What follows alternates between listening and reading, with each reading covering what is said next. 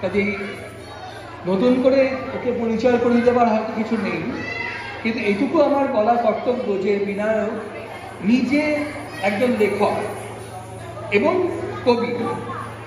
ও দুর্দান্তভাবে ছবি আঁকে, সেই ছবিও আপনারা হয়তো অনেকেই দেখেছেন। কিন্তু আজও যেটা করতে চলেছে সেটা হচ্ছে ওর নিজের লেখা একটি কবিতা আমাদের সামনে পাঠ করবে।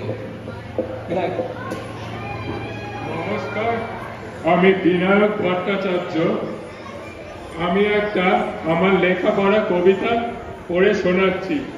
বৃষ্টি হলেই মেঘলা হয়, সাইকেলটা একলা ভেজে, রুকু বাড়ির ভিতরে সাইকেলের ঝুড়িতে বৃষ্টি পড়ে, নন লিভিং সাইকেল ও শীতে কাঁপে। মা বলে, রুকু তোমার বন্ধুকে, লিভিং কেউ আমার বন্ধু না, শুধু ঝিঝি পোকা papa. Non living magnifying glass, binocular, kaleidoscope, torch, cycle আর মামবাড়ি আমার বন্ধু। এদের চোখ নেই, তাকাতে হয় না, জিজ্ঞেস নেই কি করো কি পড়ো।